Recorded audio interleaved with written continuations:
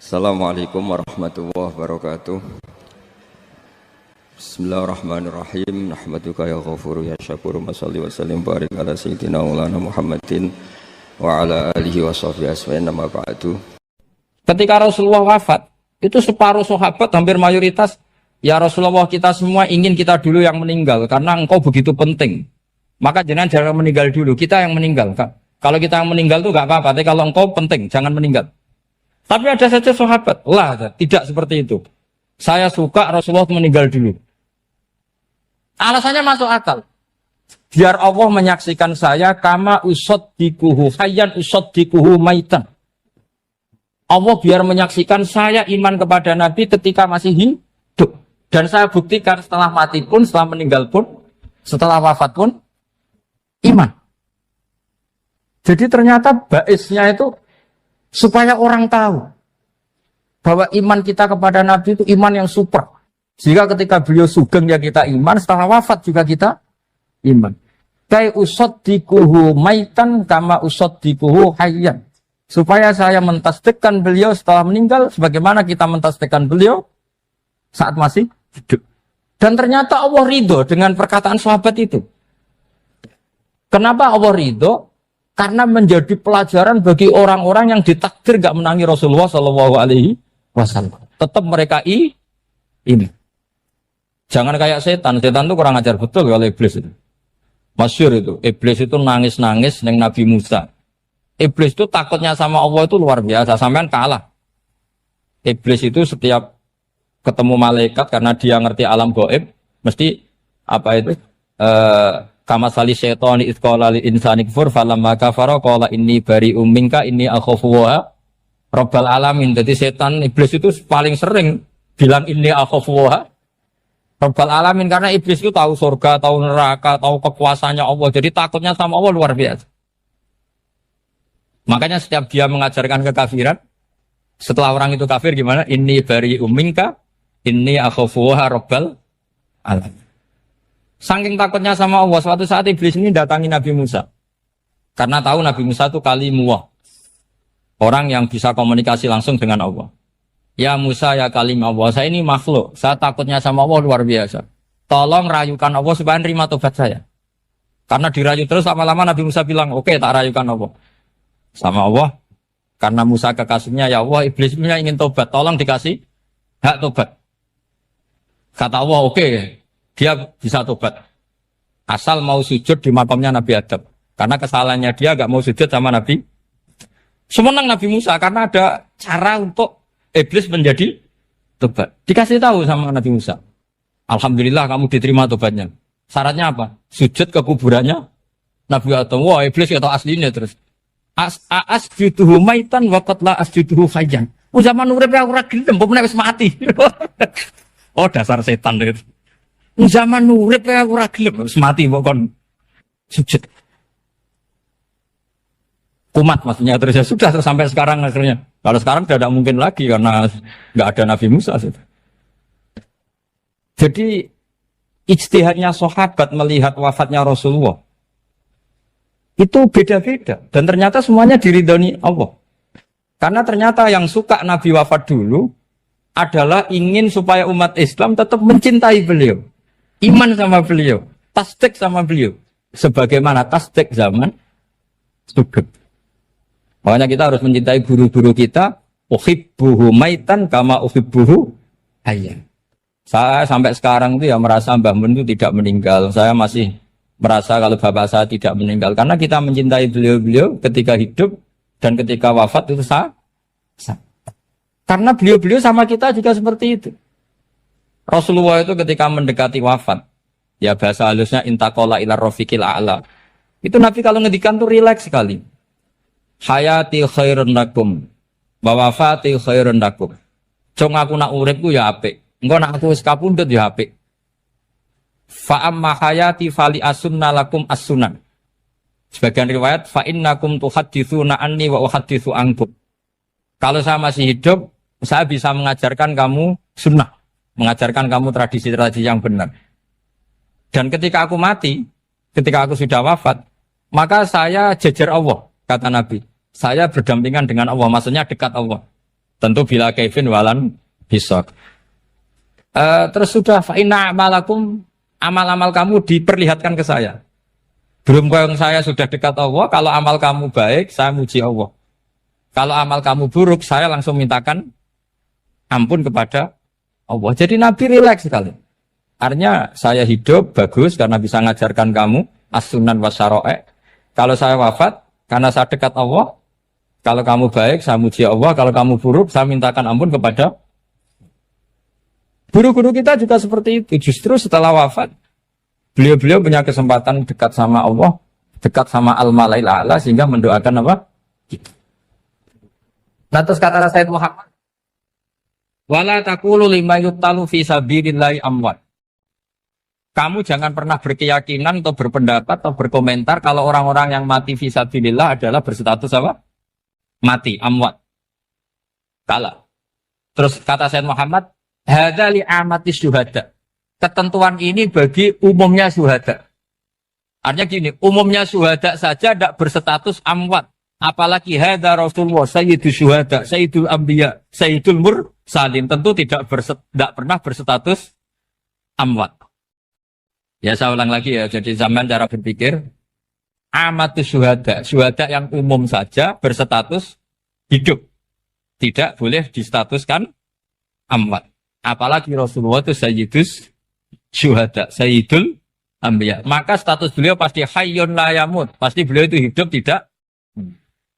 Dan karena beliau itu asfaq, sangat sayang kepada kita, sebagaimana zaman beliau hidup itu sayang kepada kita, sampai nangis-nangis minta hak syafaat, maka setelah meninggalkan pun beliau pasti sayang kita dan pasti berusaha supaya kita diampuni oleh Allah Subhanahu wa ta'ala. Sehingga ada sahabat yang tadi berpendapat kalau saya nggak masalah Nabi wafat dulu, supaya Allah menyaksikan saya usaddiquhu maitan kama usaddiquhu hayyan. Jadi ini cerita ya, cerita sudut-sudut pandang. Fikih itu penting sekali. Kata Sayyid Ali yang Shahibu Simtid Durar itu, wabihi qiwamus syariah. Yang bisa mengawal syariat itu hanya fikih. Fikih itu ya kalau yang paling gampang untuk kita misalnya punya Fathul Qorib, Fathul Mu'in, Fathul Wahab. Tapi yang faham betul, mesti faham itu ngelotok setengah hafal. Jangan bawa kitabnya tok, sementing sekian semester terus selesai. Itu sama-sama dosa, itu dosanya ya dosa, mahasiswanya juga dosa. Karena sudah terlanjur sarjana agama, ternyata nggak bisa, itu kan mendingan ndak sarjana agama. Itu saya tak cerita sama Kiai Roba, itu ada fatwa kiai juga wali. Suatu saat ada penyanyi dangdut top terkenal di Indonesia itu nyanyi dangdut ya penyanyi ya dai, entah itu hakikat entah majas tidak tahu. Itu kiai itu fatwanya lucu, kalau kamu datangi dia pas main dangdut masih saya beri izin, tapi kalau datangi dia pas pengajian itu tak larang kan santrinya jadi eskal, ini pas pengajian dilarang, pas dangdutan kok malah dapat izin. Tapi bukan berarti halal ya, dapat izin. Dapat izin kan potensinya bisa karena dilarang lah ya tetap belerot. Terus suatu saat si santri ini setengah wali, tidak wali tapi setengah. Lama-lama itu memahami gurunya. Memahami gurunya ternyata sirinya begini. Kalau seorang penyanyi yang tidak pernah ngaji, kemudian ngomong agama, itu potensinya itu fadallu wa adallu, sesat dan menyesatkan. Tapi kalau dia sedang nyanyi dangdut, penyanyinya cowok, sama jangan bayangkan dangdut putri, enggak itu cowok sudah tua lagi. Jadi potensi halalnya ada lah maksudnya untuk, tapi tidak alat musiknya, orangnya. Tapi kalau dia nyanyi itu paling dosanya hanya nyanyi. Saya ulang lagi ya, murid tadi akhirnya paham kalau datangi pengajian itu artinya ikrar kalau dia seorang dai atau seorang yang layak ngomong apa? Agama. Itu lebih bahaya karena kita santri, apalagi kita doktor atau MM, terus ngekrori orang yang nggak jelas asal usulnya. Tapi kalau nyanyi kan nyanyi saja. Sehingga itu menjadi fikih. Bahaya terbesar dalam fikih adalah apa? mengkaji fikih tidak dari ahlinya. Ya seorang lagi ya, mengkaji fikih tidak dari apa? Ahli. Nah kenapa demikian? Begini, saya beri contoh. Ilmu fikih itu tentu pertama dari Rasulullah SAW. Kemudian bersanad sampai kita, atau kita sampai Rasulullah. Itu mengalami sekian ijtihad yang tidak mudah. Saya beri sekian contoh. Dulu Imam Syafi'i itu sukanya sama guru yang miskin, ya karena rata-rata santri juga miskin. Jadi mesti ngidolakan guru yang miskin, karena sesama miskinnya harus berkoalisi. Tapi akhirnya gurunya Imam Syafi'i itu miskin sekali. Namanya Muslim bin Khalid Az-Zanji itu miskin. Sufyan As-Tsauri miskin. Sufyan bin Uyainah miskin. Setelah ngaji di Medina itu Imam Malik itu kaya. Pas itu Imam Malik sudah kaya. Setiap ketemu Imam Syafi'i dikasih uang. Sampai ketika Imam Malik itu bilang, kamu sudah alim. Ilmu saya sudah habis. Kamu ngaji sama yang lain. Sama siapa? Kata Imam Malik, orang yang sealim saya sudah meninggal. Namanya Abu Hanifah. Tapi dia punya murid, namanya Muhammad bin Hasan Asy-Syaibani. Kamu ke sana. Terus Imam Malik datang ke Baki. Dulu Baki itu pasar rental. Ya Grab lah kira-kira sekarang. Itu. Mengumumkan, siapa kafilah yang mau ke Irak? Kita ya Imam Malik. Dibayari sama Imam Malik. Ini yang antar ke Irak, ke Muhammad bin Hasan Asy-Syaibani. Imam Malik mulai ngeper. Guru saya yang miskin tidak pernah nyangoni. Guru-guru saya yang kaya sering nyangoni. Mulai memasalahkan kiai miskin gitu, kira-kira seperti itu mulai masalah. Setelah datang ke Irak di Muhammad bin Hasan Asy-Syaibani itu si Muhammad bin Hasan Asy-Syaibani itu kalau ngitung uang itu di meja tamu. Jadi punya emas lantaan, punya uang. Kira-kira kalau Indonesia punya rupiah, punya dolar, dihitung itu di ruang tamu.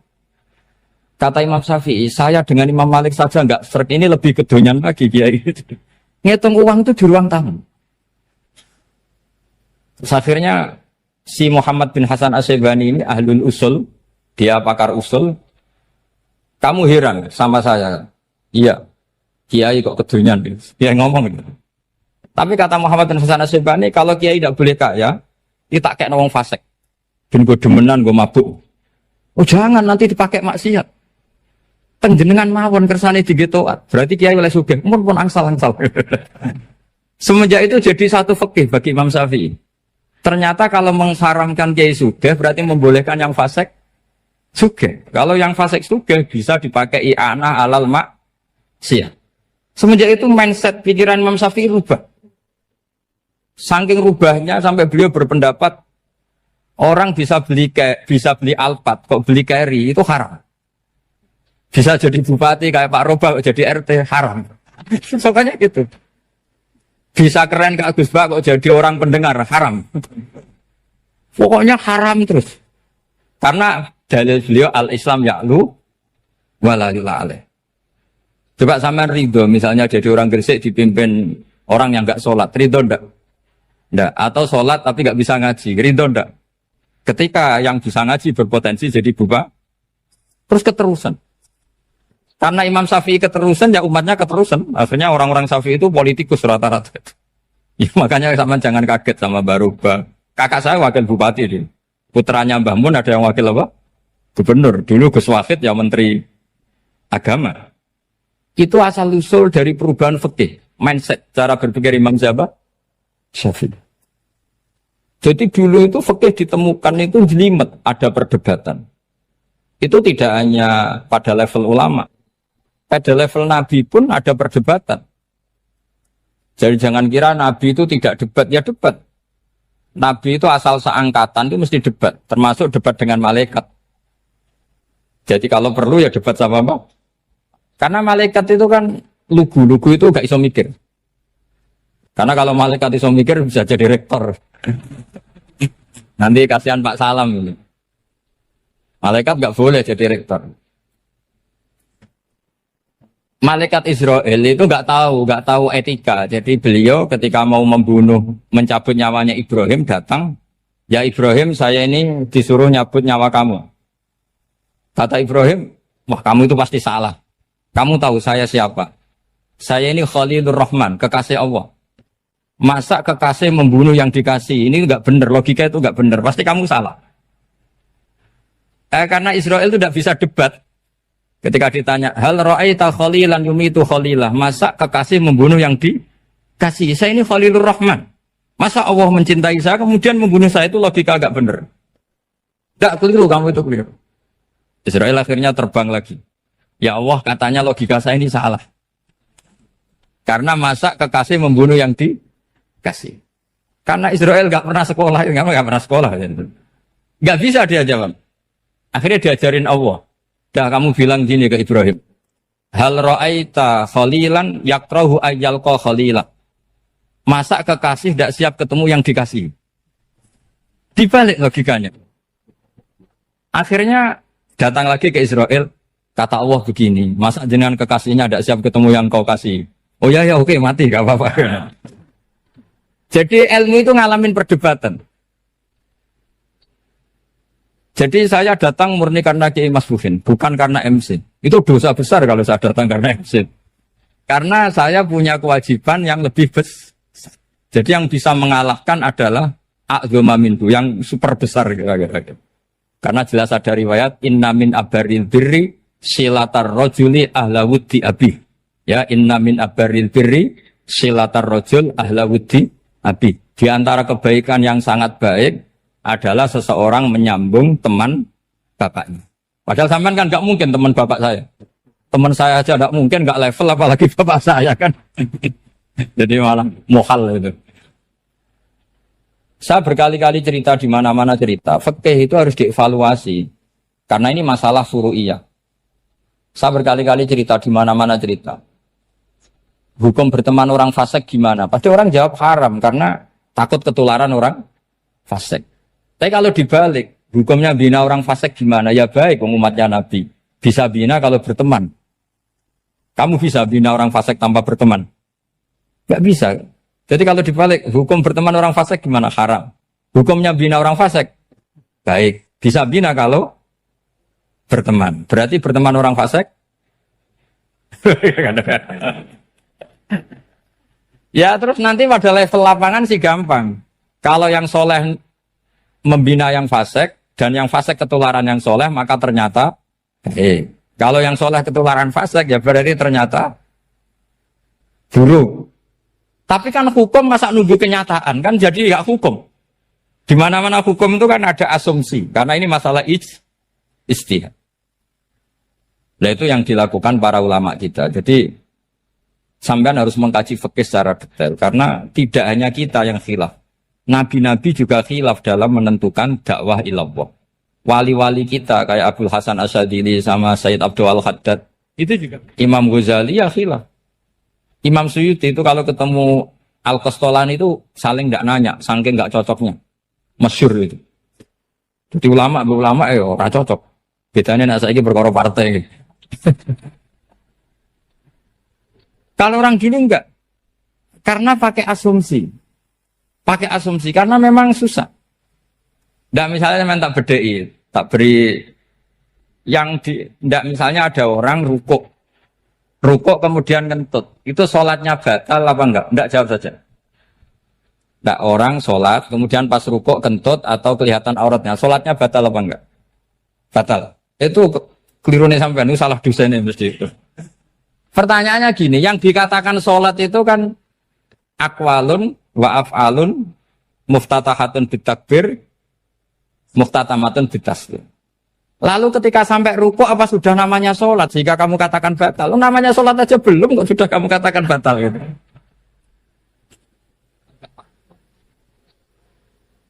Iya kan? Jadi kalau aku mau sholat pas rukuk ngetut batal atau ora? Mestinya jawaban yang benar, ya ora sholat jadinya gitu. Karena kalau dikatakan sholat definisinya harus sampai salah. Tapi kan kita nggak mungkin ngomong seperti itu kan dianggap majnun. Padahal itu yang benar, yang punya kecerdasan. Nah makanya pertanyaannya, fikih itu ngikuti bahasa awam apa bahasa istilah? Kalau ngikuti bahasa awam ya kayak tadi, sholat kok pas rukuk kentut maka batal. Sebenarnya yang batal itu sholatnya apa rukuknya? Nah makanya terjadi perdebatan. Kalau yang pakar-pakar usuli itu salah istilah itu nggak mau. Saya ulang lagi, kalau pakar-pakar usuli itu salah istilah itu nggak mau. Terus misalnya tak beri contoh lagi. Kalau imam itu sudah salam pertama. Salam pertama itu yang rukun kan salam pertama. Berarti setelah salam pertama imam sudah keluar dari sholat apa belum? Yakin? Ya sudah. Sekarang sampai tak bedain. Lalu makmum itu kesunatan langsung berdiri apa nunggu imam salam kedua? Enggak, jawab satu. Nunggu salam kedua kan? Ya itu kriminalnya sampai Anda sufi itu. Kriminalnya begini. Berarti Anda bergantung sama orang yang sudah tidak sholat. Kata kamu setelah salam pertama dia sudah tidak sholat. Berarti kamu menginstruksikan makmum berhubungan dengan orang yang sudah tidak sholat. Karena sudah keluar dari sholat ketika salam pertama. Kalau kamu didebat gitu gimana jawabnya? Pusing kan? Berarti Rabtul makmum bisolatiman sing wis laisa fi sholatin. Berarti menggantungkan sholat sama orang yang sebetulnya sudah tidak sholat. Ada yang jawab, sebagian ulama fikih tetap disunatkan menunggu salam kedua. Karena salam kedua itu masih paket meskipun tidak rukun. Dia paketnya selesai. Tapi selalu pertanyaannya gini, lalu setelah salam pertama itu imam masih sholat enggak? Sudah sampai apa dijawab tuh? Nah ini pentingnya bodoh, gak mikir sebenarnya. Jadi makanya bodoh itu barokah karena gak mikir itu.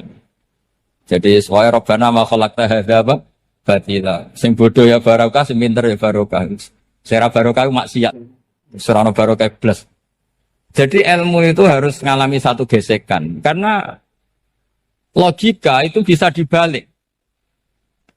Nah karena ilmu itu mengalami satu gesekan, satu logika yang bisa kayak iya kayak enggak. Sehingga jargon di dunia ijtihad itu begini.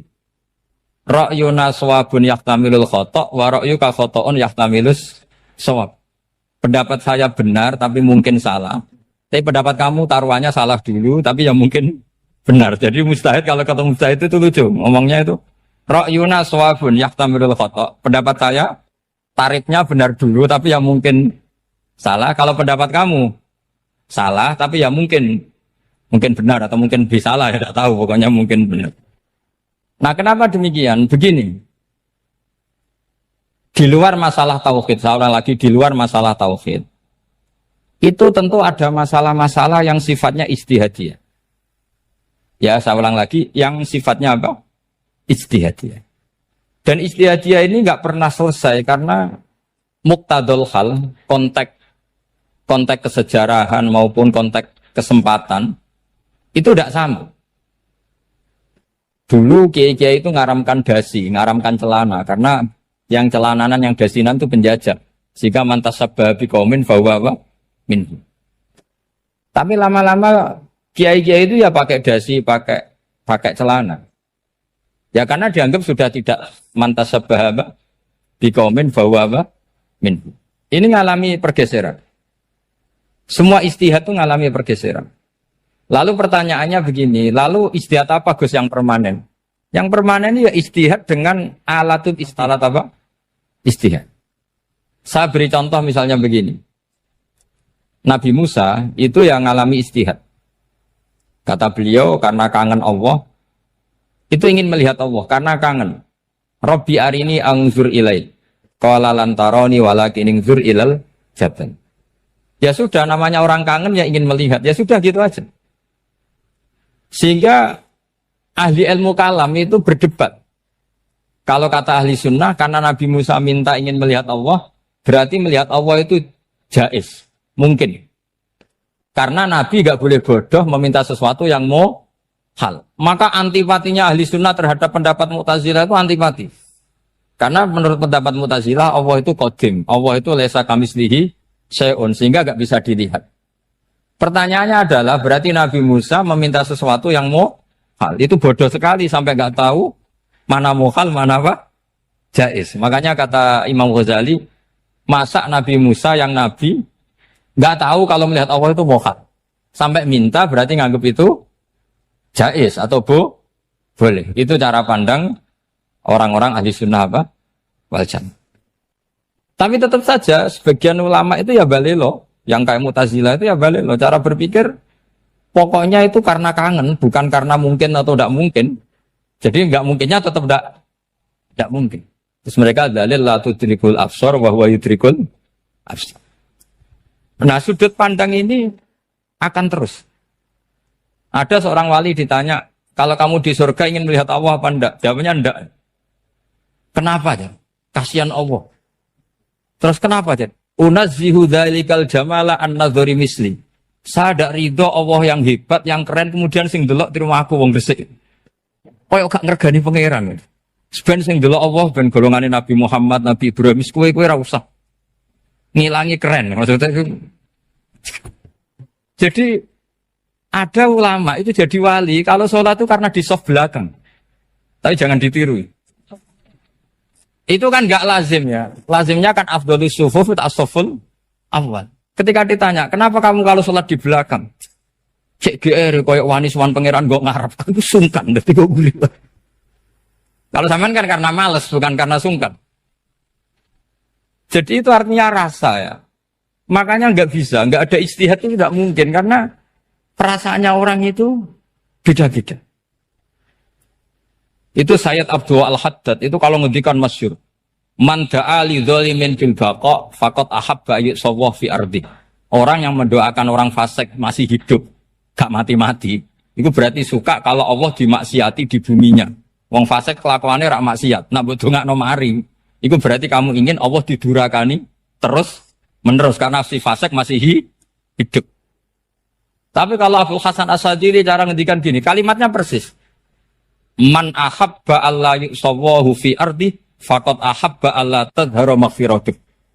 Orang yang ingin dunia ini steril, gak ada maksiat, maka sama saja berkeinginan tidak melihat luasnya maghfirahnya Allah. Sama-sama wali besar.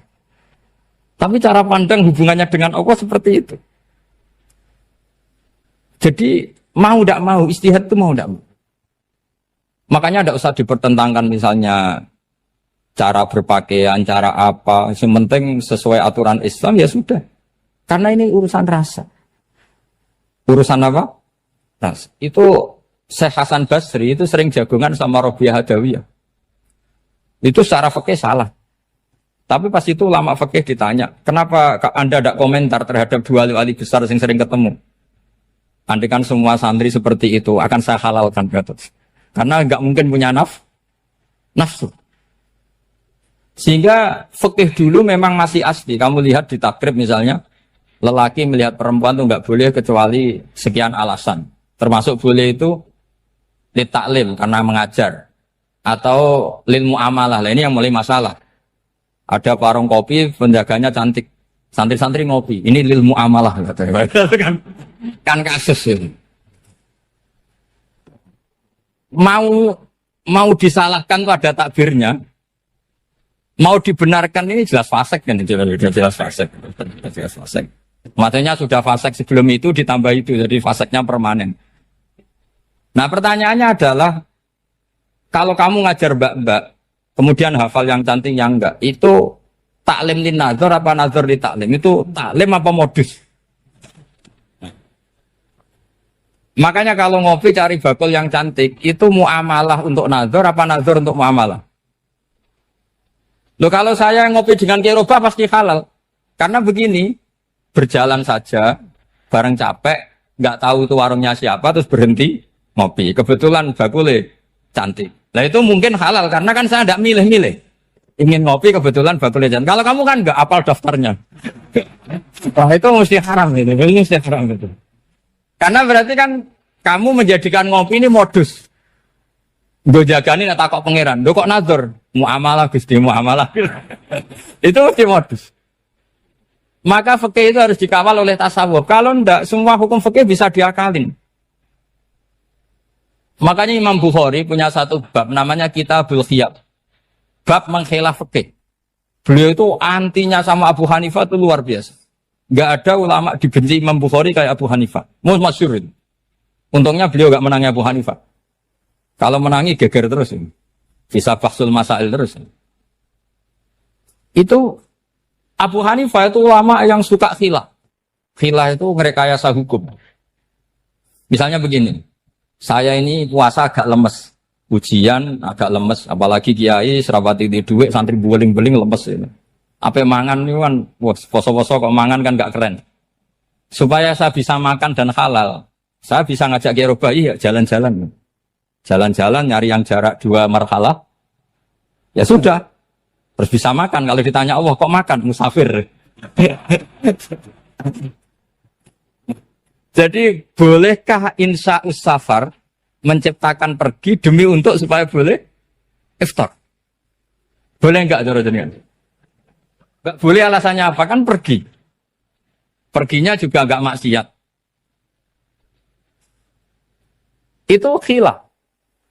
Tapi Sayyid Muhammad, Abu Ya Sayyid Muhammad, Muhammad bin Alawi, Sayyid Muhammad, itu membela Abu Hanifah. Artinya membela jangan semua khilaf itu diharamkan. Karena itu cara, saya ulang lagi, karena itu cara untuk mengawal bahwa hukum Allah itu luas. Karena kalau nggak ada khilaf itu ya kita kesulitan. Kita kesulitan. Misalnya begini, ini penjelasannya, makanya kita harus sering mendengar. Saya itu dulu masih sangat fikih itu protes, kenapa ada puluhan polisi wanita? Itu kan pekerjaan cowok ya, pekerjaan pria. Tapi setelah mendapat penjelasan dari polisi, itu alasannya masuk akal, Gus. Kadang-kadang orang nakal itu menyembunyikan narkoba, itu di alat wanitanya. Itu kalau semua lelaki, polisi kayak jenengan, itu kan masalah itu. Sehingga memang harus ada polisi wanita, karena sebagian pengedar narkoba itu perempuan dan menyembunyikannya di tempat itu. Kalau semua polisi cowok kan gak kebayang. Sehingga kita akhirnya mendengar, membolehkan polisi itu wanita. Ada wilayah yang harus wanita. Begitu juga ada pertanyaan, kenapa sih dokter kandungan itu cowok? Saya punya banyak santri yang muhibin saya itu dokter kandungan. Tak tanya, kamu itu kok cowok kok jadi dokter kandungan? Kan pekerjaannya seperti itu. Dia jawabnya lucu. Dari 10 yang tes jadi dokter kandungan, itu yang cewek itu lulus 2. Yang cowok lulus semua. Karena ketika cewek dites melihat ketuban pecah darah itu langsung pingsan. Sehingga yang secara psikologi dablek itu kan memang lelaki. Jadi roh wongnya sewakit santai. Kadang nggak lahir-lahir dintaini nang jopo rokokan santai. Itu kalau cewek yang jadi dokter kandungan itu nunggu jam 11, jam 4 sudah pingsan. Nah ini cerita, bukan berarti saya menghalalkan, enggak. Kita harus mendengar, saya ulang lagi, kita harus apa? Dan itu setelah mendengar, itu nanti jadi disiplin ilmu, yaitu namanya fikih. Karena ilmu fikih itu sebetulnya gampang. Sampai kalau ngaji i'anah, itu kelihatan fikih itu gampang, karena ada logika yang terbangun. Misalnya begini, orang kalau tawaf itu disuruh agak jauh dari Ka'bah. Jangan sampai nginjak sadarwan. Karena sadarwan itu pondasi itu ikut Ka'bah. Kenapa begitu? Ya jenenge ra muteri Ka'bah, ide-ide Ka'bah. Jadi sebenarnya sederhana logikanya. Sing jenenge muter itu di luar itu kita muter. Nah kalau nginjak pondasinya namanya gak muteri Ka'bah tapi ide-ide Ka'bah. Ya jadi sederhana sebetulnya ya masuk akal. Jadi fikih itu nggak ada yang iskal, sebetulnya masuk akal. Tapi karena kita nekuni itu tidak serius, maka terus jadi paradok. Saya beri contoh lagi, ini sebagai penghormatan saya sama Kiai Mas Bukin, karena ini sudah namanya fakih. Kalau ada ayam jago ditabrak truk, terus kejet-kejet, adekan dibiarkan pun mesti mati, karena gerakannya sudah harokatul masbuh. Terus kamu sembelih, itu halal apa enggak? Enggak jawab, ayam jago loh.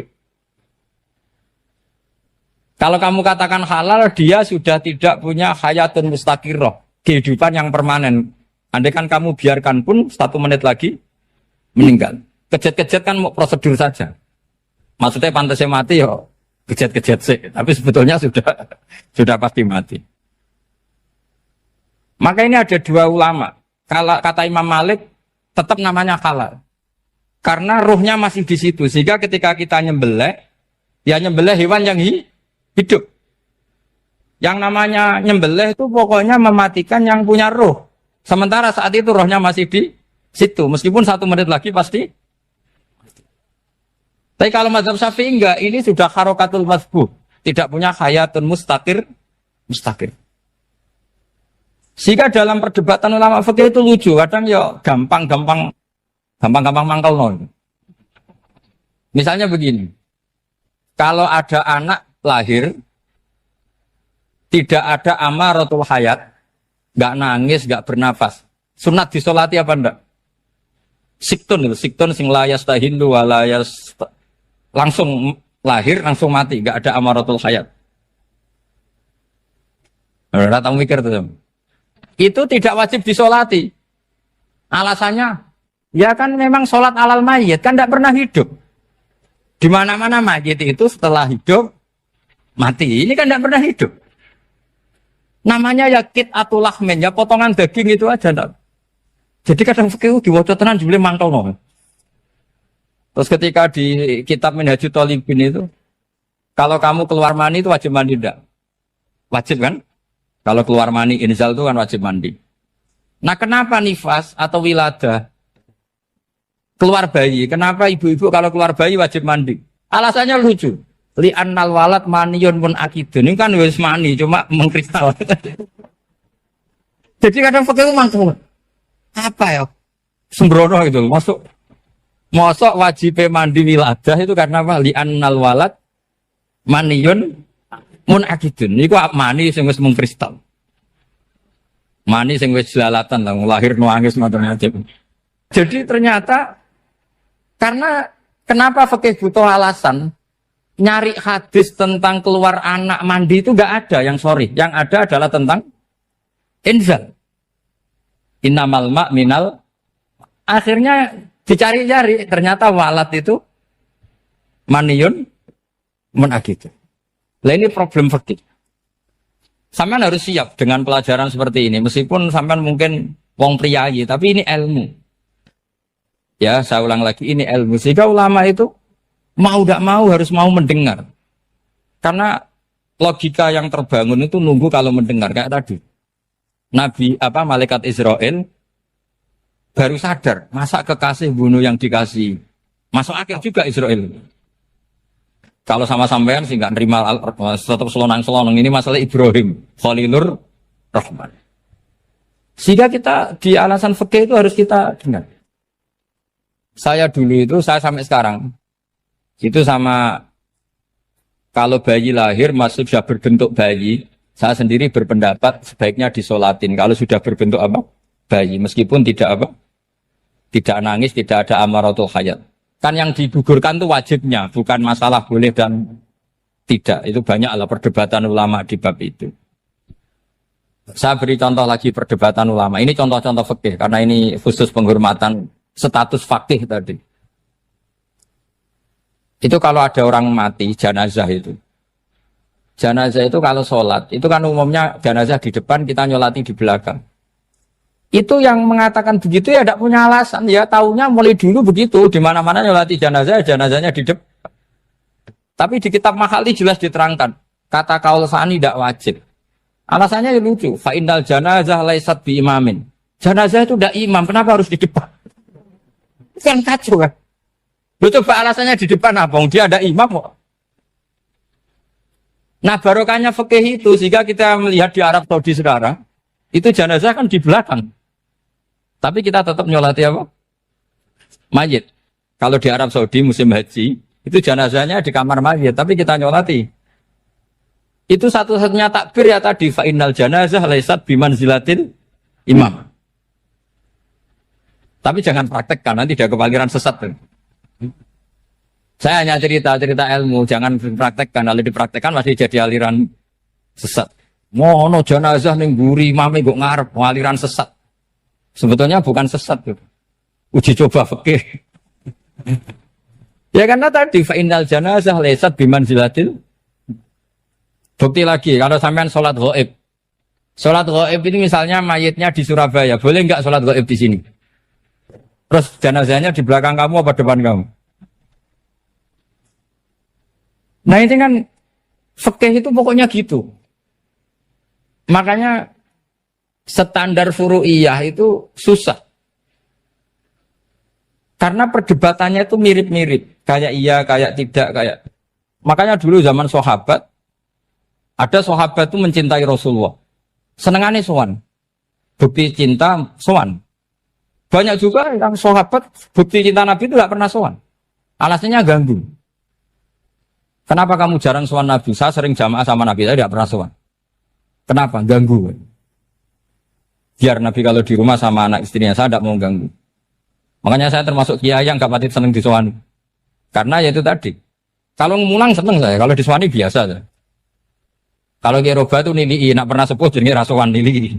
Jadi beda, saya sering ditilai Kiai sepuh. Tapi bahasanya tentu tidak sowan, tapi nopo nilai. Kalau sowan itu maka kan nafkah itu seperti itu. Jadi ada disiplin, di situ ada disiplin ilmu. Yang kadang kita tidak cocok. Makanya Imam Syafi'i sendiri ngendikan, kadang beliau dengan gurunya, dengan Imam Malik sampai ngarang ikhtilafu Malik. Beliau punya data yang beliau itu sedang nggak sama dengan gurunya, yaitu Imam siapa? Malik. Karena mindsetnya itu beda. Tidak sampai misalnya saya tanya, sholat itu harus menghadap kemana? Tidak, jawab saja. Kiblat kan. Ukurannya apa coba? Namanya madhep. Wajah apa dada? Imam Syafi'i milihnya dada. Sekarang praktekkan dalam dialog keseharian.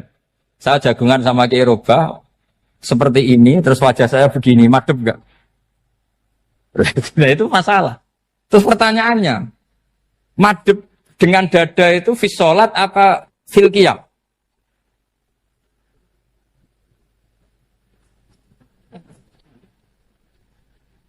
Loh enggak, kalau fis sholat pas sujud dada kamu madhep mana coba? Kamu enggak pernah mikir kan? Ya madhep pakai dada itu kan kalau berdiri, kalau rukuk sama sujud.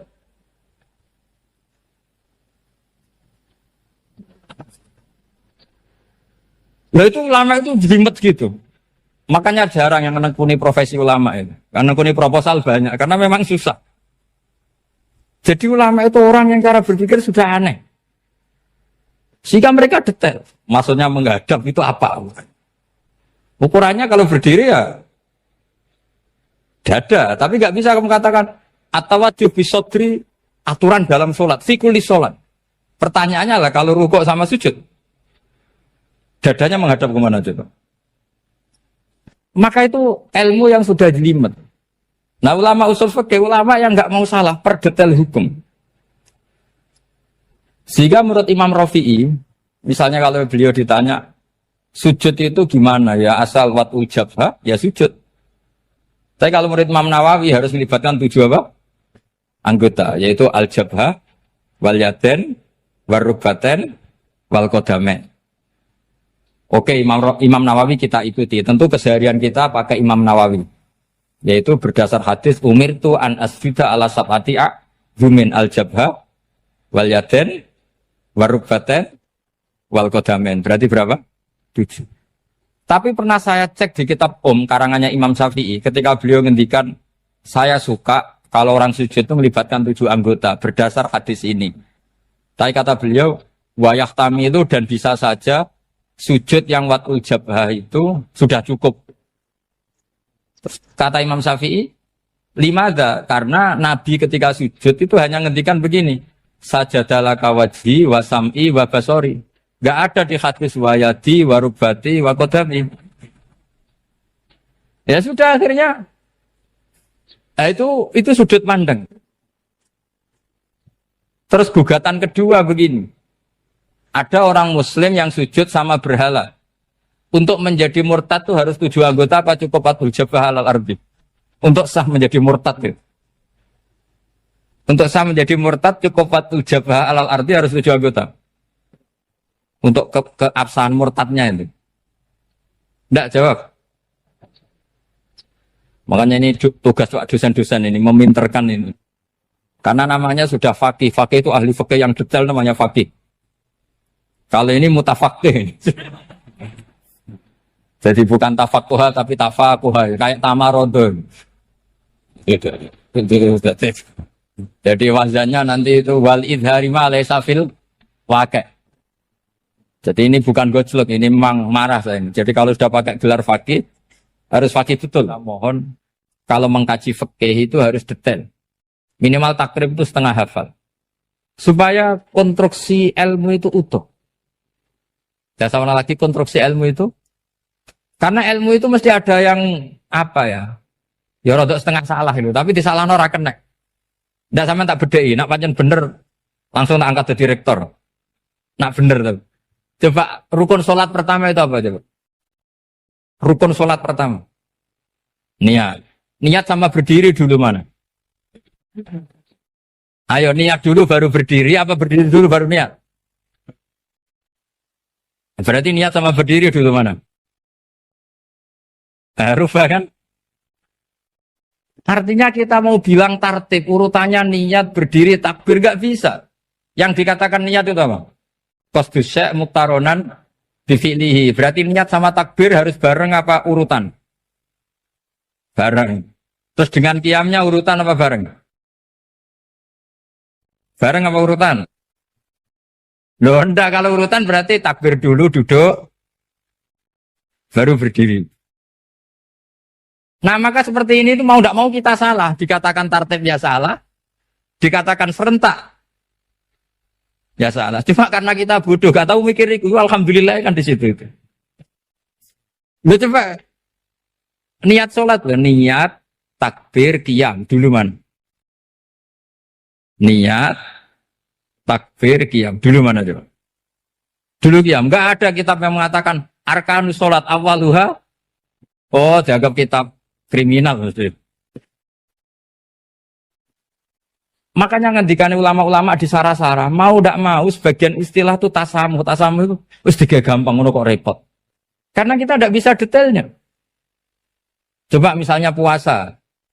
Puasa Ramadan itu wajib apa? Tabyitun niat, nginepno niat. Sing darane nginep itu umure lama apa enggak? Lama kan? Sekarang sebelum 2 menit kamu baru niat, sah apa enggak? Sah. Itu sempat nginep apa enggak 2 menit itu? Enggak sempat kan? Jadi ilmu itu, makanya kata ulama-ulama, pokoknya ilmu itu mesti ono unsur tasamuh. Tasamuh itu ya tiga gampang. Apa? Tiga gampang. Misalnya Imam Syafi'i berpendapat, mashu ba'dir roksi. Itu kata beliau, walau sya'rotan fi hadir roksi. Meskipun satu rambut asal masih di wilayah kepala. Tapi kalau rambut itu dikeliwir, dibasuh di sini enggak sah. Karena sudah keluar dari batas apa? Kepala. Imam Syafi'i cara berpikir kan, yes ini jenenge basuh sirah. Tapi cara Abu Hanifah enggak. Ya enggak, yang namanya megang kepala itu ya minimal 1/4. Masa gitu dikatakan megang. Lalu ulama usul fikih itu berdebat. Sesuatu itu sesuai masodaknya. Masodak itu yasduku alaihi kadza, yaitu ini tadi saya cerita ke Ibu Khin tentang ngaji Jamul Jawame. Ini ilmu yang di Jamul Jawame. Sesuatu itu ukurannya mayasduku alaihi kadza apa dengan takrif definisi. Misalnya gini. Sholat itu batal dengan makan. Kalau kamu sholat, makan batal enggak? Enggak, jawab saja. Batal. Itu satu upo apa satu piring? Enggak, jawab saja. Satu upo sudah batal. Sekarang bab makan di ngormat tamu. Cong tamuku keimangan. Iku sak upo apa sak piring? Nah ini kan enggak fair. Di bab tamu makan satu piring, tapi di bab sholat satu upo. Maka pertanyaannya, lalu penamaan sesuatu itu berdasar masodak, mayasduku alaihi ismu kadza, atau berdasar uruf?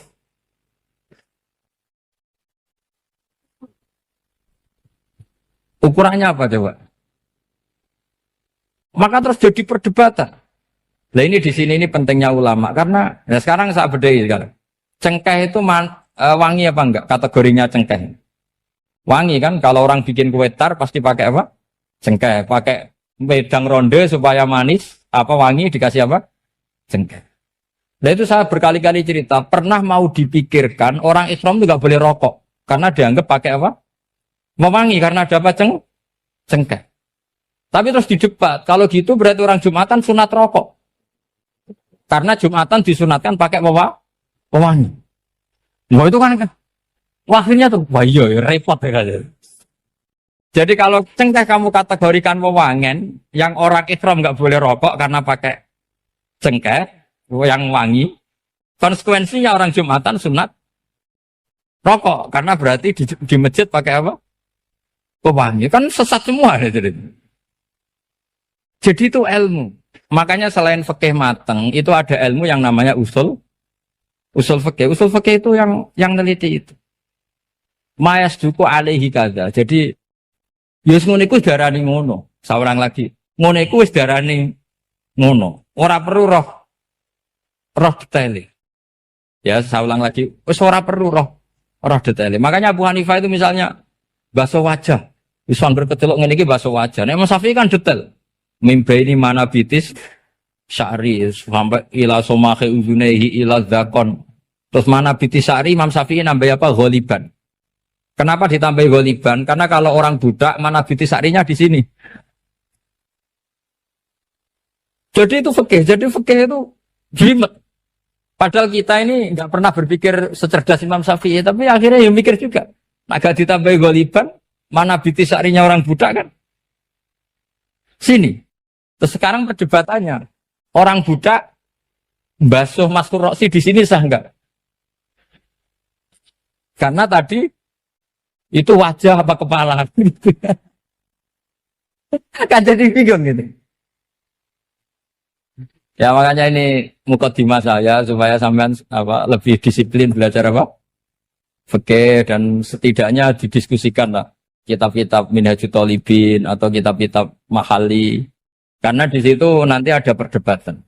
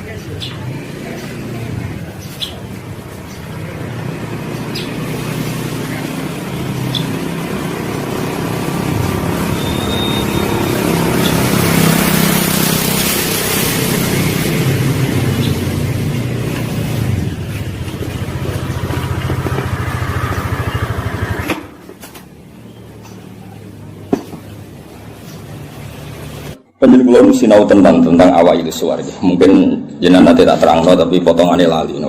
Potongannya lali. Ya kita lali tenan. Ya alhamdulillah jenengan. Al insan makhluk khata. Ya anggap bae kowe sesuai rencana Tuhan, nak manusa iku makhluk khata. Jadi lalimu ya pantes, salahmu ya pantes. Ora pantes bolak-balik. Ora pantes ya. Bolak-balik. Iya, jadi tinggal kula nu sering matur teng putih-putih ya, terutama teng kersane pangeran ya. Jadi Quran itu kan turun itu ada muqaddimah, napa? Muqaddimah. Sebab itu lafaz-lafaz sing majmu, ya lafaz-lafaz sing majmu atau mujmal. Itu punya konstruksinya sendiri karena sebelum itu ada sekian napa?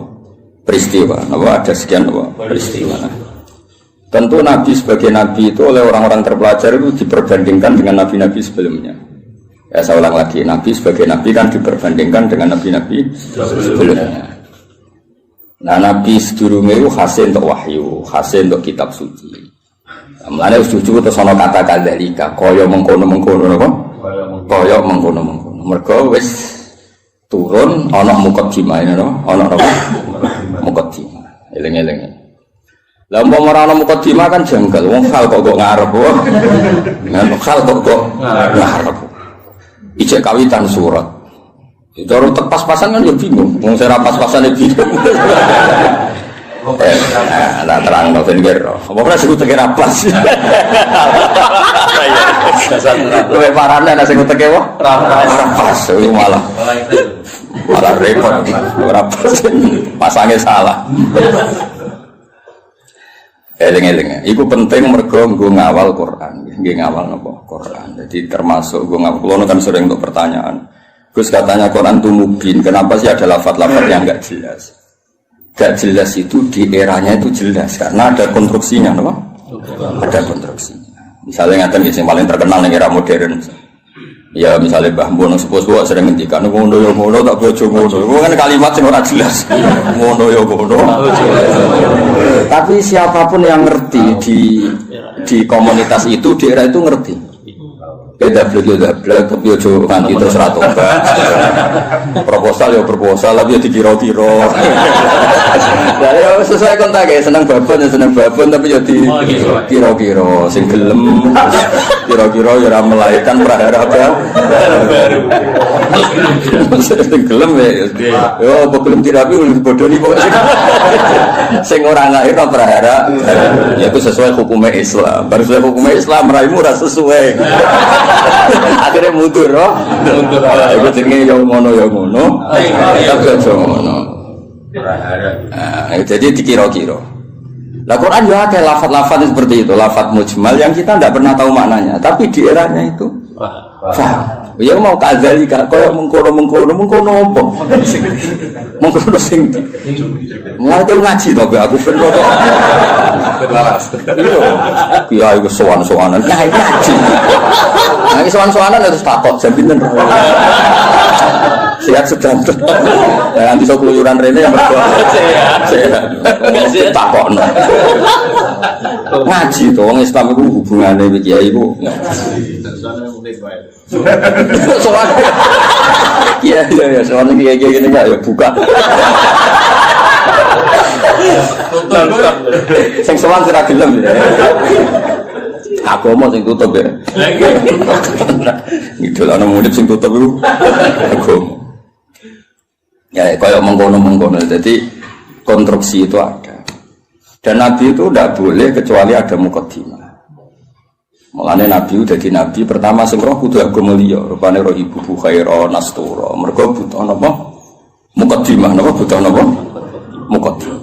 Wong Nabi kok ora ana muqaddimah kan gak dadi bahan diskusi. Ujug-ujug terus ngaku Nabi. Terus wong takok Nabi itu apa kan yo repot. Makanya menurut keyakinan ulama-ulama niku negara ateis itu lebih susah diislamkan dibanding negara yang komunitasnya Yahudi atau Nasrani. Ini sudah punya mau ngatur tingkat kebencian, tingkat hasad, mau ngatur-ngatur itu toh. Dan ateis kan misalnya Nabi Muhammad pun Nabi, terus Nabi itu apa? Memangnya kenapa kalau Nabi kan repot.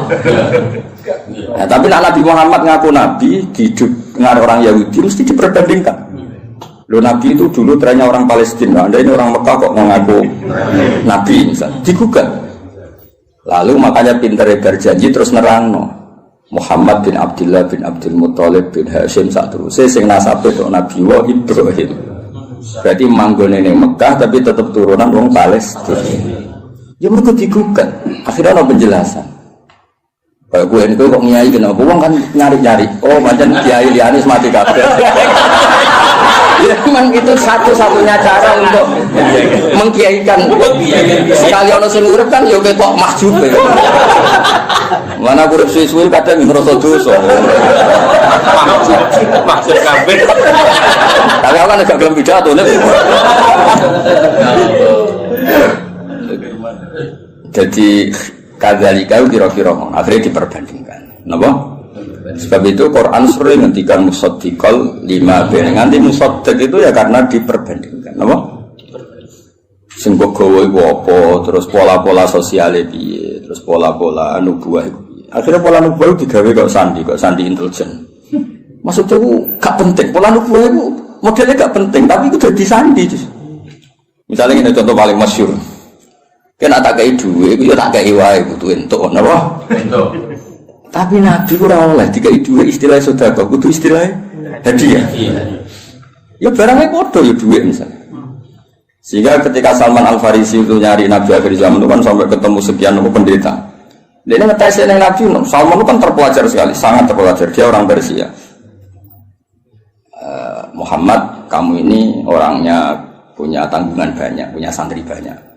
Kalimatnya kan gitu pertama. Aku dia kurma, kau santrimu ada, kau lebih butuh sedekah. Tiga, tu falam ya Musa sean itu megang aja Nabi tidak kerso. Terus nama dia sahabat, halumu ilah ada tu abis serena mangan jom. Jadi Salman hadihi wahidah ini satu alamat. Setelah itu setelah 1 minggu, 2 minggu datang lagi bawa kurma. Yang manggil si Muhammad, Muhammad hadiatun. Ini hadiah untuk kamu. Terus Nabi dahar sidik, seliannya dikana sahabat. Orang disimpan. Ya ceritanya ranian tidur. Tersinggungan sih. Ya rasa sensitif kok wedok itu. Simpen lah. Lah kok simpen nabura? Laporan Nabi. Saya wajib bener ora. Nah, aku ora Nabi. Akhirnya terjadi iki lho. Nah itu kan lucu kan, alamatnya ngono tok, gak kerso betul, tapi bagi pelakunya sandi itu penting. Kalau justru di mana-mana sandi itu ya rata ketara, no? Ya biasa ya keseharian. Orang terus bulan pecah apa itu semua mukjizat tidak sandi, namanya no? Karena terlalu kelihatan. Lo Khadijah itu kan ngaji kitab sama, wus Interpol Khadijah ngaji itu. Ini kok ngongkon Maisarah, saya Muhammad itu teliti. Nabi tenan ta ora. Padahal dene karo ngongkon Maisarah jeneng lanang apa? Engko nang juga ngawal itu. Aga Nabi dikawal apa? Maisarah jeneng lanang mawur. Nang kowe de pengawal itu alasane Nabi dikawal apa? Maisarah jeneng lanang. Oh, apa? Oh, sama-sama wastari kok. Ning Jawa digo wedok. Digo wedok. Arab itu jeneng tak iku Hamzah, Tolha, Maisarah, Hudzaifah, Usama. Aku kiai. Aku tangi turu wis nonton puluhan. Kowe mikir aku tangi turu gampang. Jeneng lanang sing nganggo apa? Tak. Walhasil itu diteliti. Walhasil suatu saat Nabi itu memaklumatkan diri ketemu Jibril. Khadijah yo lucu. Kemudian ini percaya Nabi Muhammad Nabi beliau kan punya referensi diceritani Maisarah ini itu ya dianggap referensi dan apa? Barang suatu saat Nabi jadi Nabi tenan. Pas itu kan belum, pas nikah kan belum kan 25 kan. Masih 15 tahun ke depan, 15 tahun ke depan. Karena Nabi ceritanya lucu. Sekamane ya Zauji kalau nanti ada sohibukum, ada ini Jibril sohibukum datang, kamu bilang ke saya. Ya pas santai-santai kalian Khadijah. Iki Jibril teko. Ya nak sedija mandok-mandok. Aku masyhur terus fatahas sarat an khimariha. Ya jika berada dibuka, sebuah piye ceritanya. Ono piye sing rodok ngawur itu rodok semua. Masih dibuka apa nih soal ono sing dibuka. Terus takoki kan Nabi. Ijek kancamu mlayu. Terus absyir kowe sing seneng kowe sing teko ning kowe malaikat tenan ora setan. Kok setan ya tambah delok.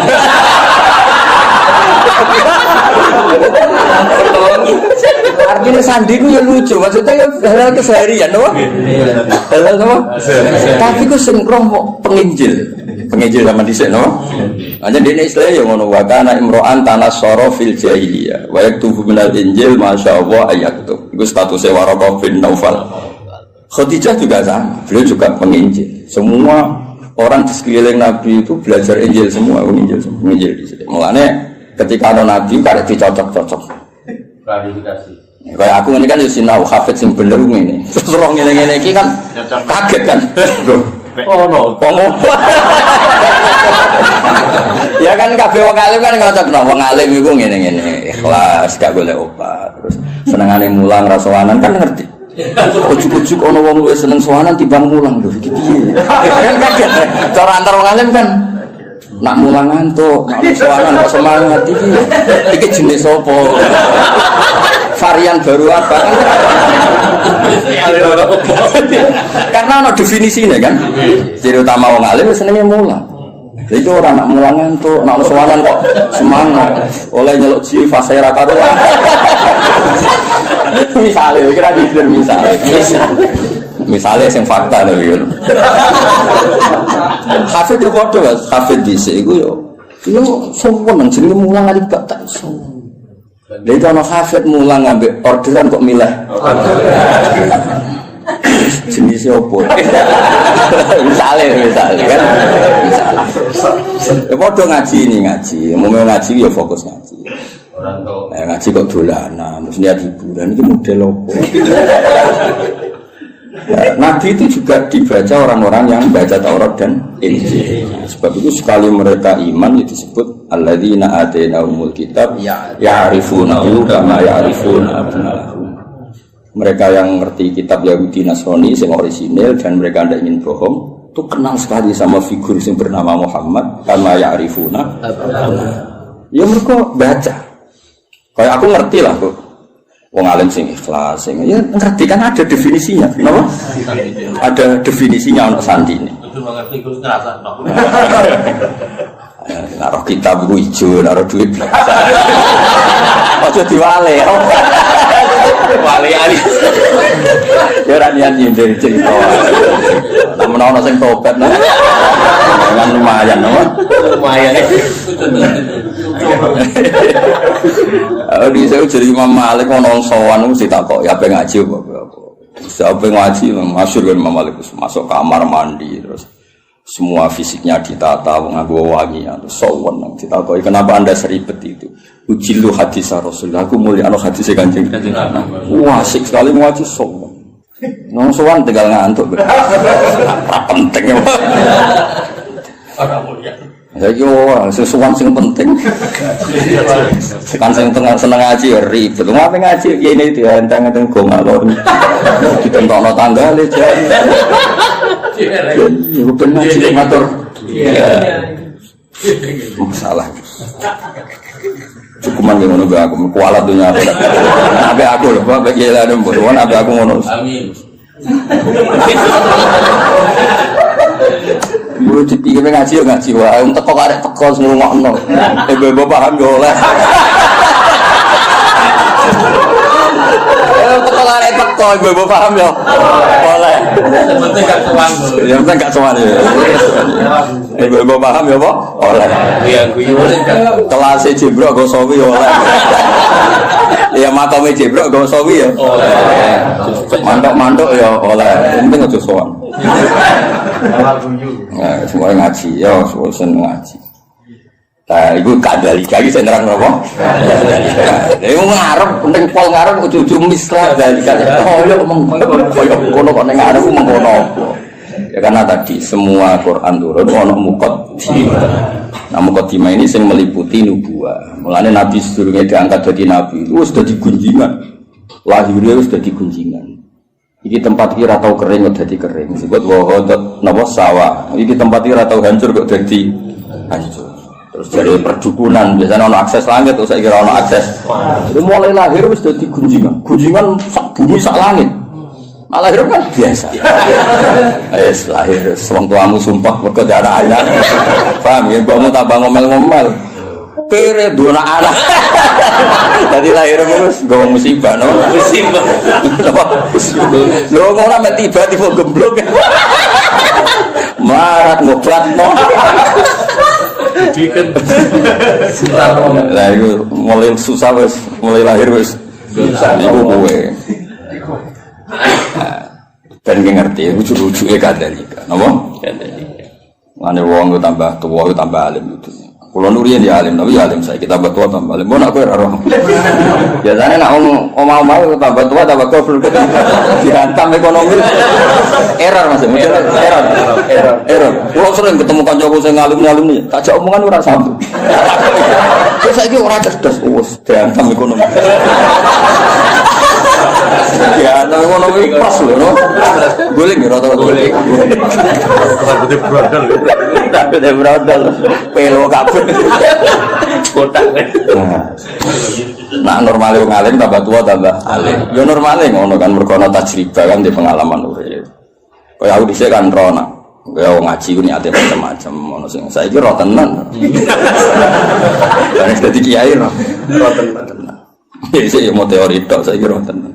Nah ngaji ana sing goblok ana sing pinter. Saiki ora tenan. Nah jumlah sing pertama luwih akeh ora tenan.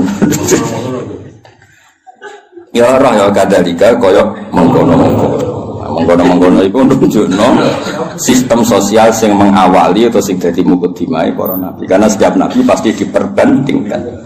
Mane termasuk pintere berjanji, pintere tiba. Iku sing diadekno mukjizat awal iku nasab.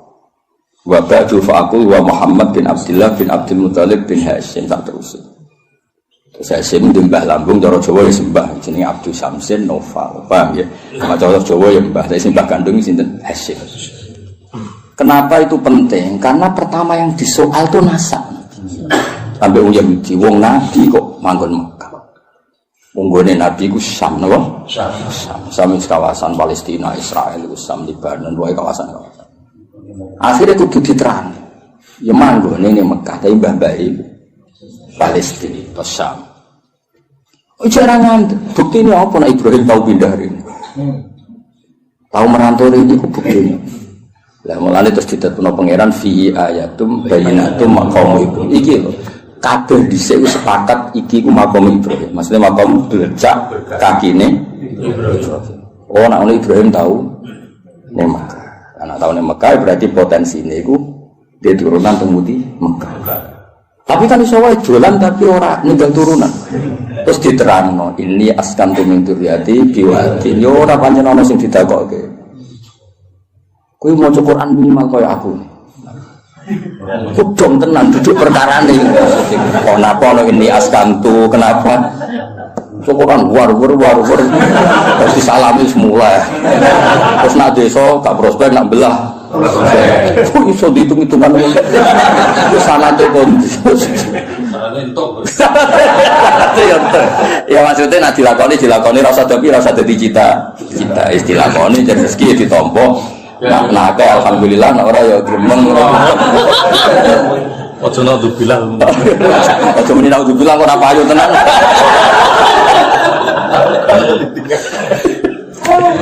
Jadi akhirnya diterang Mas ini askantu. Berarti apa? Ada zuriya yang ditinggalkan di situ. Kenapa? Ditinggalkan di situ. Nah terus akhirnya diketahui Ibrahim dan Ismail. Ismail ketemu suku Jurhum ini terus nikah. Terus ini walhasil.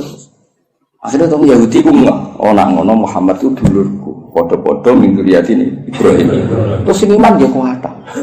Mulane iman yang Yahudi itu kebanggaan Quran. Iman yang Yahudi itu kebanggaan Quran. Qul kafa billahi baini wa bainakum. Terus dibuatnya sing ngene lho Mas. Qul billahi syaitan wa man indahu ilmul kitab. Saksi guru mau tahu siji Allah, siji Rasul, nomor 3 wa man indahu ilmul kitab. Iku Abdul bin Salam mergo tiyang Yahudi, mantan tiyang Yahudi. Mergo kesaksiane wong terpelajar ini gak wong gurda-gurda. Kenapa milih sawi ya ora. Ora ya alasannya ora. Kadang ya nang toko anane iku. Lho aku milih sawi, beda milih sawi ku Imam Sawi bangga aku. Mergo aku ya roh tafsir Tobari, kutubi roh. Lho kok milih? Berarti dianggap pintar. Paham ya? Nanti kan gak milih. Gowodon. Kadang sik dikai wong bar kaji. Wong seneng kitab gak modal Mas, titip. Mergo dia kaji terus seneng dene terus titip jitu kok ngaji. Seneng kok ora modal. Cara aku gak masuk. Saudara gelem modal. Ya lengi-lengi. Jadi kabeh nemu mukadimah. Lan disebut fihi ayatum bainatum maqam itu. Akhirnya dicek ternyata wong sepakat nak ikut jenis makom Ibrahim. Penting wis sepakat. Mulane kula ana versi aneh-aneh nyun sewu tambah ngurangi hormat. Iku kula ora setuju. Misale versi sunan-sunan.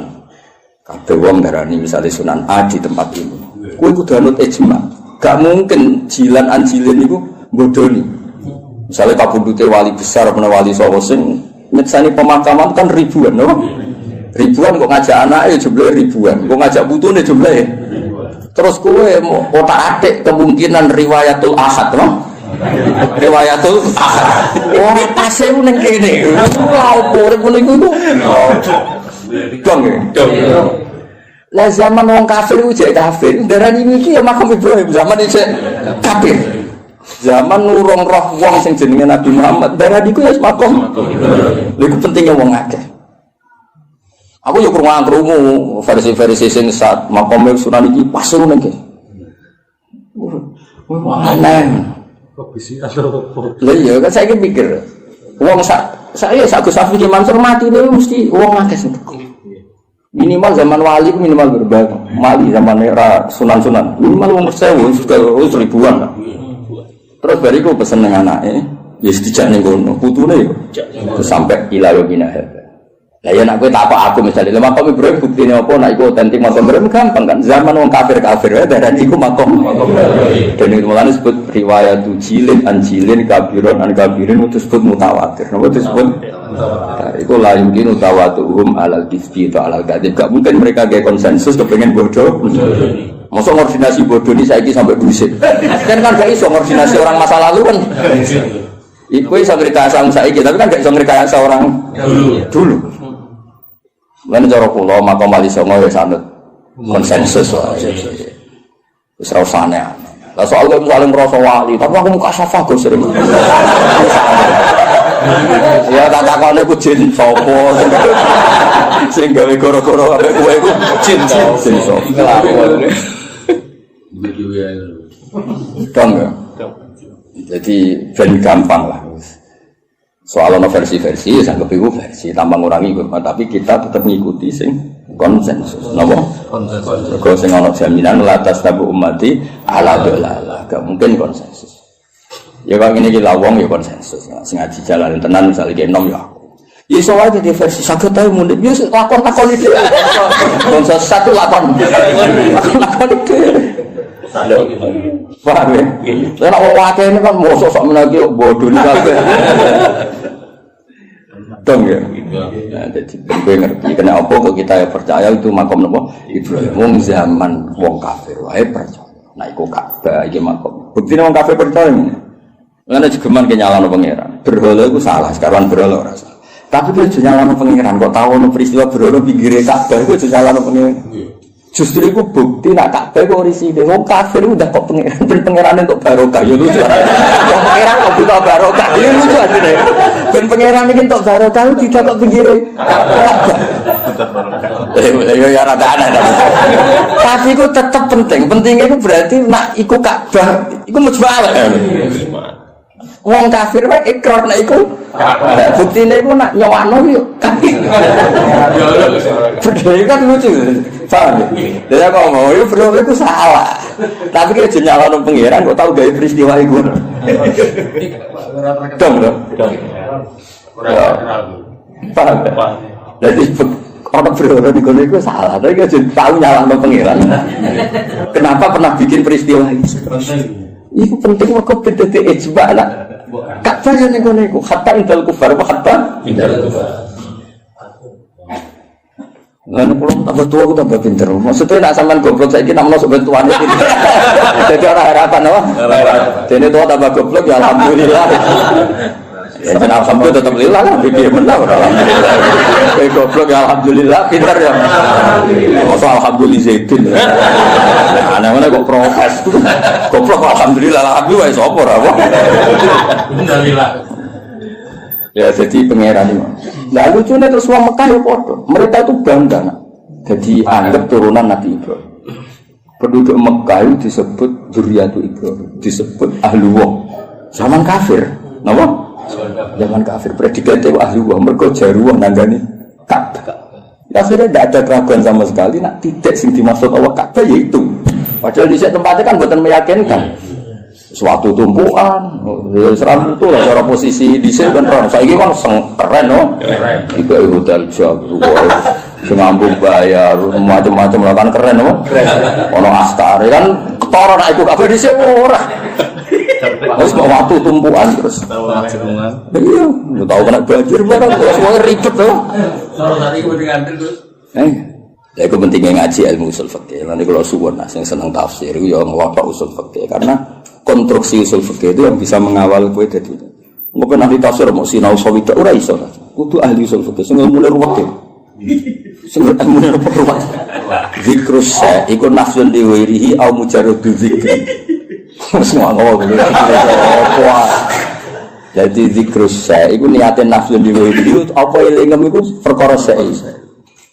Apa yang mau kepengen ngomong ngurus geger kan.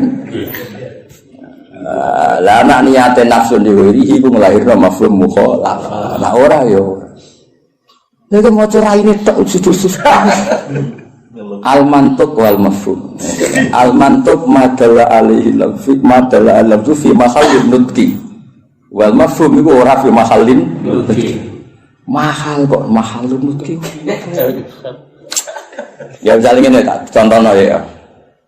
Aku misalnya di acara terus aku ngomong ini Ja'azidun, saya itu teko. Isawar ngomong Ja'azidun kok iling gue itu saya itu orang unik lah. Di kritik lucu, aku yang untuk menulis Ja'azidun. Nak niatnya bergoyang gak nafek no rawi Mansur Gus Hafiz, paham ya? Tapi nak niatnya Ja'azidun nafek no liane ora teko, itu di mafhum mukhalafah. Misalnya Gus Muni Gus Ba ngendikan Ja'azidun, berarti sing liyane zat ora teko. Iku penting usul fikih. Lah nek nyebuti zaitun mergo sing eling utawa sing sering, iku gak diakibat mafhum mukhalafah. Kaya ayat waroga ibukumul lati fi hujurikum wong ora oleh nikahi anak tiri sing serumah. Mergo umume anak tiri iku katut mboke. Tapi tidak melahirkan hukum aras rumah ya tetap haram bocah kok. Mergo nyebut fi hujurikum iku lil ghalim apa? Dong.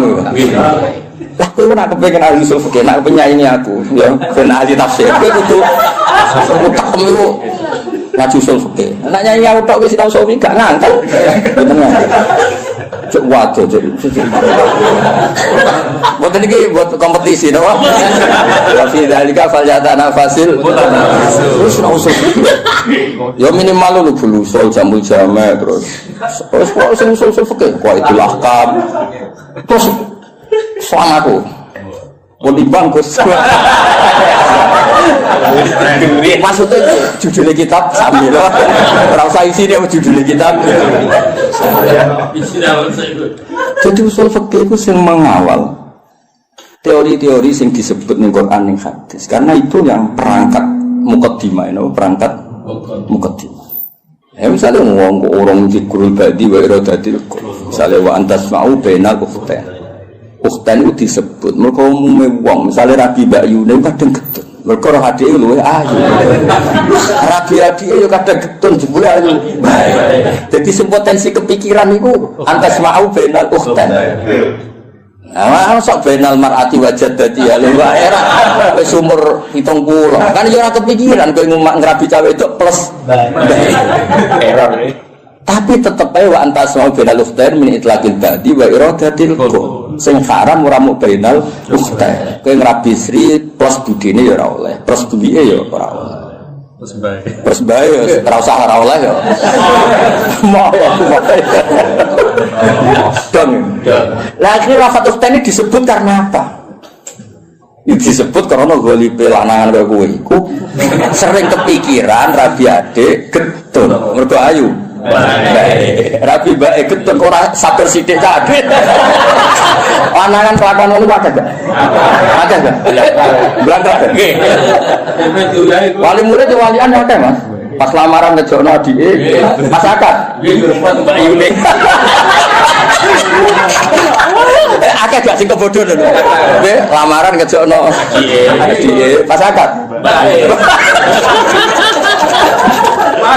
Wah, lah iku ngono kan ruwet to. Dadi sempet pansi ku benal. Nek Mbak Yune. Dong ya. Lah nek misale kowe terus goblok ora usul fikih. Sekarang beda ukhtan ora ukhtan yo halal. Oh goblok yakin. Dong ya.